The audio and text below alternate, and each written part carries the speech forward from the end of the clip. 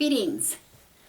Welcome to day 16 in the 31 Days of Tarot 2019 challenge by Anthony Dawn. Today's prompt, it is day 16, I think so, yes. It says, the question says, what tarot card in the deck do you look out for the most when you get a new deck? If you don't like that card, does it ruin the deck for you?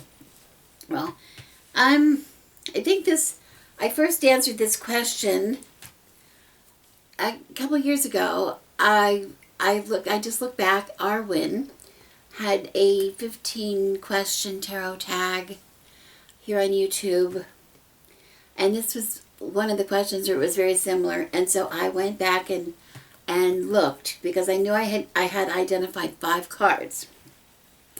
And that was, I think, in 2017, the beginning of 2017, so nearly 2 years later. I wanted to see how my answers had changed. And they changed a little bit. So I'm happy to answer the question again. Excuse me. The first card that I looked at was, that I looked at right away, was the Tower card. It's one of the cards I said. And the Tower card, when I answered the tag for Arwen, I stated that I really didn't like to see the outcome of what happens from the people falling off of the tower. Like when the tower is struck, the people, I don't want to see them hitting the ground. Sounds kind of silly, but if you want to go back and read watch that video, you'll see what I maybe explained it a little better then. But the idea of the Tower card is, yes, there's going to be a horrific change, but it doesn't mean it's the end of ends. It's not the end of the world. It's not the absolute everything's finished. It's going to really shake you. It's going to shake you to your boots probably, because it's really going to change your life in one way or another. But life goes on from there. Life goes on from the Tower card. It's not the last card in the journey. So life goes on. And so I like to see them falling from the tower, but I don't like to see what's below. I said in that video that sometimes I would like to imagine that maybe there's like feather bed at the bottom or something like that, so it could cushion their fall a little bit. They might get hurt, but they're not going to get dead. You know what I'm saying? Now, when I answered the tag, I also have to say I was a tarot deck virgin, if that's a proper term, in the fact that I didn't have very many decks to compare with. And the decks that I had at the time were pretty much straightforward Tower cards. Since that time, I have come across some other decks. I think this might be one. Not sure. I don't want to take too long, but if I can while I'm talking, it would be nice. I came across, oh yeah, here's one. Oh, it's right at the top. Jeez. Okay, this is from the, what is this? The Tarot of the Animal Lords, which was, interestingly, a deck I bought because I was looking for animal cards. I really wanted to have some animal cards. And I bought it, and then I thought later, I didn't really like it too much because it's one of those decks that has the people bodies with the animal heads on them, which usually are kind of creepy to me. This one I don't mind. For some reason, I don't mind it because the rest of the illustration, I mean, they're really, I think I'm going to like it. I haven't worked with it yet. I'm going to work with it a little later in the year, and I'll be sure to tell you what I think. Anyway, I'm getting off track. The Tower card in this deck, I don't know if you can see it here. My light is bad. It's dark here. So, maybe I can read the description. It doesn't offer a description. Well,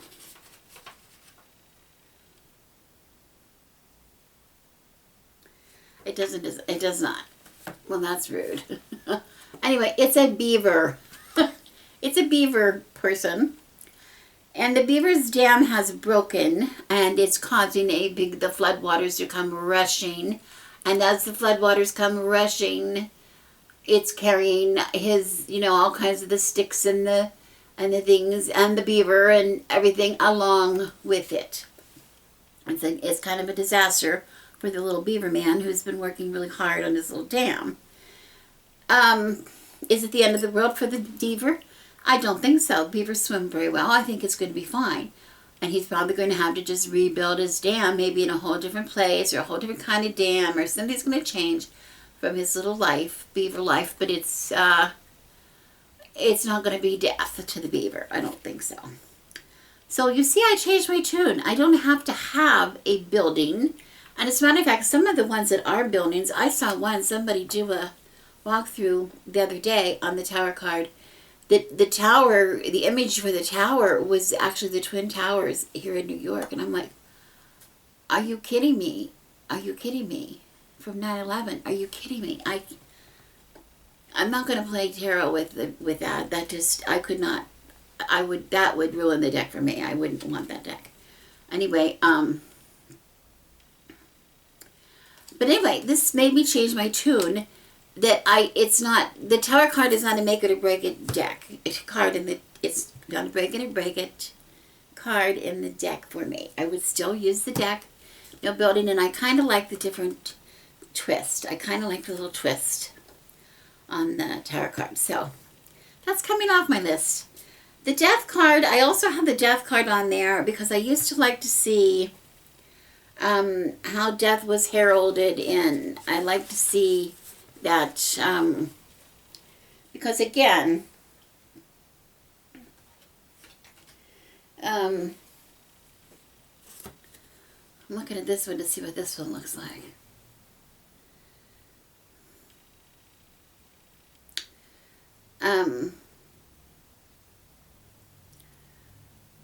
I'm not crazy about this one. I'm not crazy about it. Death is a big deal. Death is my card for this year. And it is a big deal. It is, again, the end of something. It's going to be the beginning of something. You're going to be transformation involved. My word for the year is evolve from the death card. Oops. This one doesn't really speak to that too much, this card. But again, it's not enough to make me, I'm familiar enough with the concept of death, and there's some other symbolism on here that I like. There's the death of the king, the little skeleton wearing the crown. There's, a lot of things that are pretty similar. That it still has the same kind of energy that the Rider-Waite would have. So again, I'm taking that off my list too. Death card, it's not a make it or break it card for the deck, okay? But that leaves 3, and I still kind of say there's 3. My number 1, excuse me, it's because it's so chilly in here, I have to have my wine. It's very dark here. I'm also waiting for my husband to get home so we can have some dinner. So, my number one card that kind of makes me maybe not want to use a deck. It doesn't, but it's a gripe. It's a pet peeve I have, and that is the Moon card. I said it in the tarot tag that I put up for Arwen. If the card is the Moon card, I wish to see a moon on the card. I would like to see the moon prominently illustrated on the card. I think the moon should be a big part of the card. Right? And in a lot of them, they're just lovely. A lot of the, here's my deviant moon that I'm working with this month. And look at the beautiful moon on there. I don't care if it has a phase in it or not. I just want to see the moon. And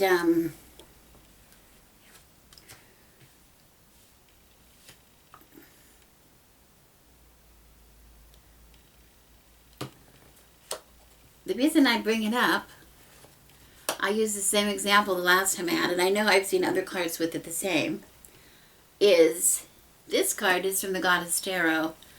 And this card, I'm using this deck, you know, working with goddesses a little bit this year, but I'm telling you, I know as a tarot deck, it's not my favorite. This is also the moon, the card of the Goddess Diana. So for the Goddess Diana, it's an okay card. But for the moon card, not so much, because look at where's the moon on this card? It's way, way up at the top. It's just like a little sliver, like the little bottom edge of the moon. You know, it just doesn't resonate with me at all. It kind of makes me mad. Like, why did you even bother to make a moon card if you're not going to put a moon in the moon card? Okay, so that kind of irritated me. Here in the Animal Lords deck, we have, which is a little different, we have the crescent moon. The crescent moon shown, and it's kind of nice, but you know, he's, I don't know. I haven't worked the deck, so I'm not going to make a judgment yet. But it has a little different energy. It shows a little different energy to me than what I like to see for the moon card. But again, it's not going to make or break the, you know, I'm not going to stop, not even give the deck a chance because of that. I would not do that. Okay? Two other cards that I kind of like make it, you know, they make a big difference if they, if I can see them or not. And one is the Hanged Man. I don't have the deck handy right now, but I used it. If you would go back and look at that tarot tag, if it's interesting to you. My example that I showed, another deck, I think it's the Fairy Tarot, I'm not sure what it is, which was gifted to me by a friend. His girlfriend had illustrated the deck, and it was lovely. She did a nice job, but it was just some of the pictures I didn't really resonate with me because, like, the Hanged Man in that deck looked to me, and I showed a picture of it if you want to see it in that tarot tag. He looked to me like he was dead. The Hangman looked like he had been hung to death, which is not really what we want to see. You know, he's in a state of, you know, just chilling. He's like hanging out. He's separated himself. He's given himself a chance to contemplate, or to just take some time away, or to you know, wait for something, or to maybe he's gonna have to give up some, whatever. He's hanging out of his own free will. That's the point. And I don't care if they look this, and I think in the Deviant Moon, he looks like he's hanging there of his own free will. He's got his hands behind his back, and he's got a look like the clock is like ticking away, hanging from his little shoe, right? It's kind of perky. This from the Animal Lords, Tarot of the Animal Lords here. This is I think it's a boar. Is that a boar? I have to look, excuse me.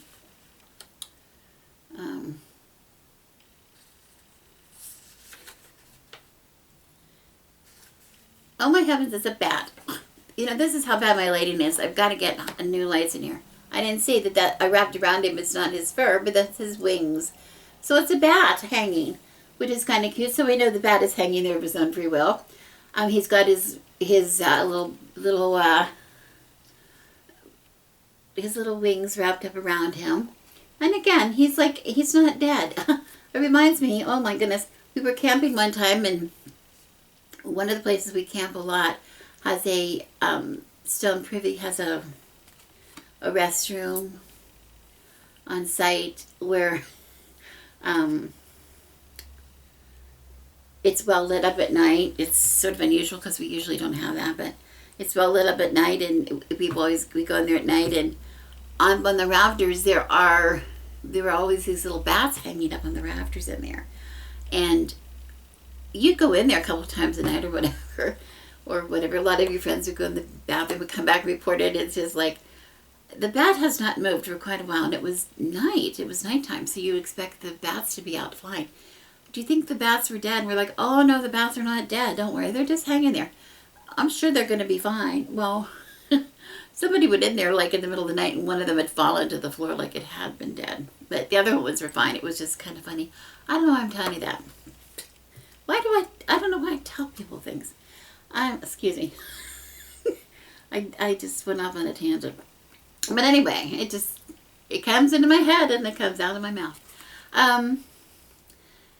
This little bat is hanging there on purpose. So he's not dead. He's got his legs bent in the position. His little wings are upright, around his little bat body. So he's fine. He's fine. In the fairy tale that I told you, the guy's, his eyes are closed and his arms are like just hanging up. He looks dead. It looks dead. That kind of, I don't like that. The last card. Oh, it takes so long to do this. The last card. And this is my my card according to my birth. It's my birth card. My life card. Whatever you call it. Associated with the date of my birth. And this is the Chariot card. And I used to be a big stickler for the Chariot card, that I wanted to see certain things. And I really meant it.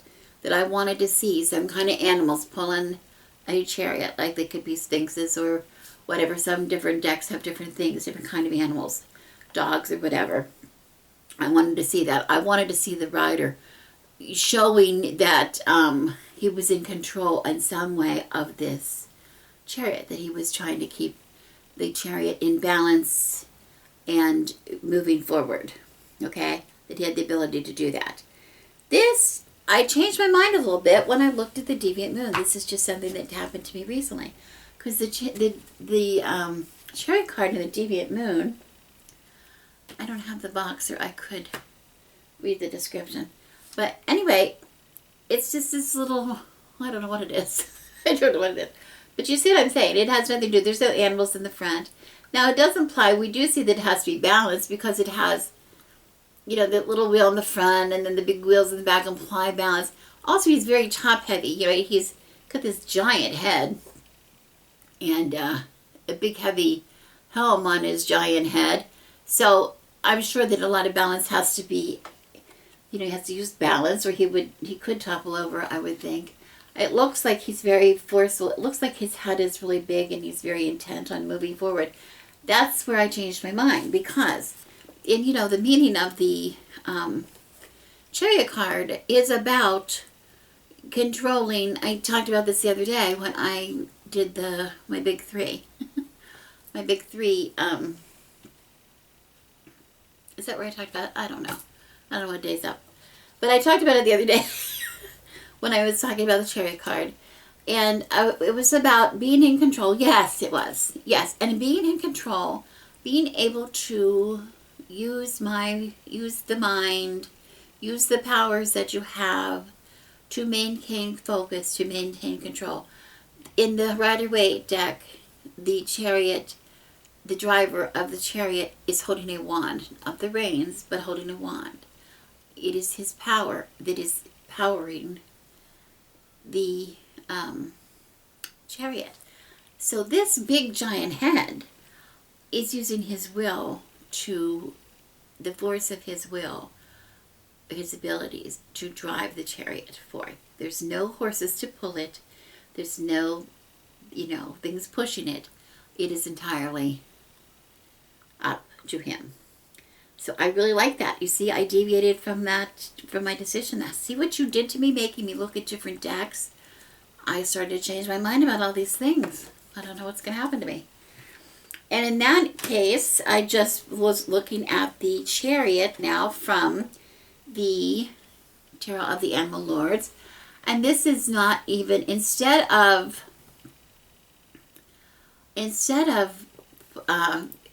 having it being driven forward, here we have the charioteer, as we want to call him, riding on the back of the swan. What does it say about this? Anything?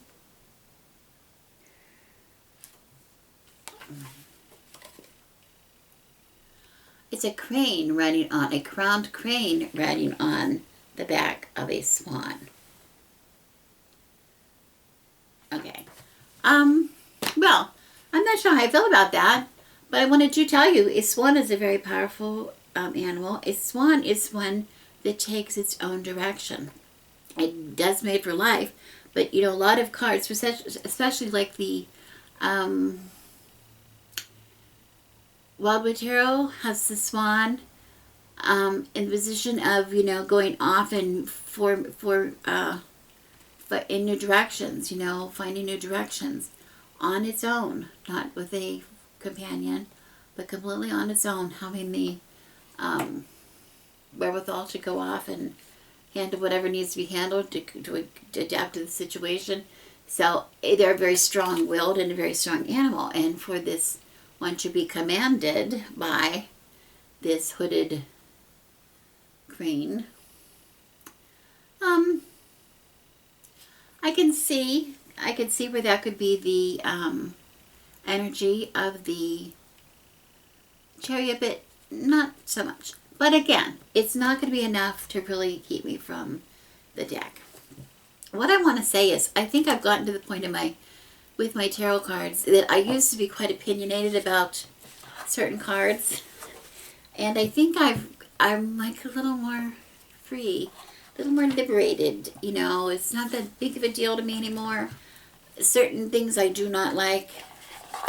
Certain decks I do not like by the feel of the deck, rather than by any one particular card, because I want to remind you something that I forgot to say in the tarot tag. I think what I said in that tag was, yes, there very well might be cards that would keep me from reading a deck.